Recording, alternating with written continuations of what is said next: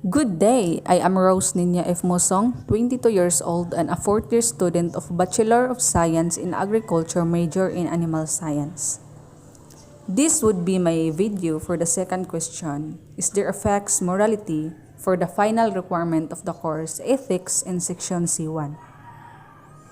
The question that need to be answered is there affects morality? But before that, I will define what is morality. Morality refers to the set of standards that enable people to live cooperatively in groups. It's what societies determine to be right and acceptable. Sometimes, acting in a moral manner means individuals must sacrifice their own short-term interests to benefit society. Individuals who go against these standards may be considered immoral. So therefore, morality isn't fixed. What's considered acceptable in your culture might not be acceptable in another culture. Geographical regions, religion, family, and life experiences all influence morals. Most morals aren't fixed, they usually shift and change over time. Ideas about whether certain behaviors are moral, such as engaging in premarital sex, entering into same-sex relationships, and using cannabis have shifted over time, while the bulk of the population once viewed these behaviors as wrong. The vast majority of the population now finds these activities to be acceptable. In some regions, cultures, and religions, using contraception is considered immoral. In other parts of the world, some people considered contraception the moral thing to do, as it reduces unplanned pregnancy, manages the population, and reduces the risk of STDs. Some morals seem to transcend across the globe and across time. However, researchers have discovered that these 7 morals seem somewhat universal. Be brave, be fair, defer to authority, help your group, love your family, return favors, and respect others' property. According to Plato, what is fixed about morality is the role of one's spiritual conscience. Circumstances may change, but the rule that we should always follow, our conscience remains invariant.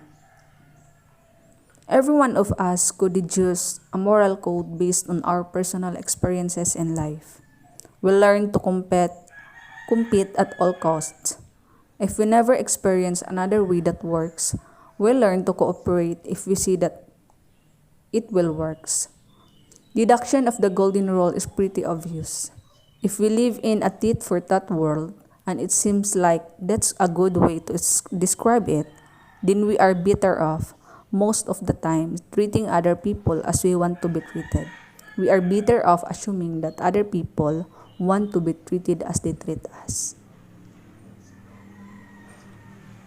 Most moral rules kind of follow organically. Constant murder makes society very unsafe, and you don't know who you can trust.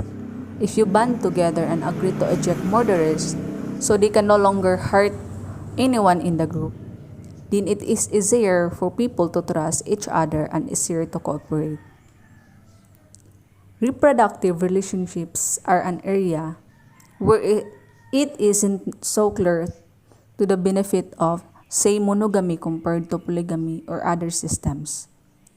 Society has to decide what its priorities are, usually the benefit of the children, but sometimes there are other priorities such as preservation of wealth.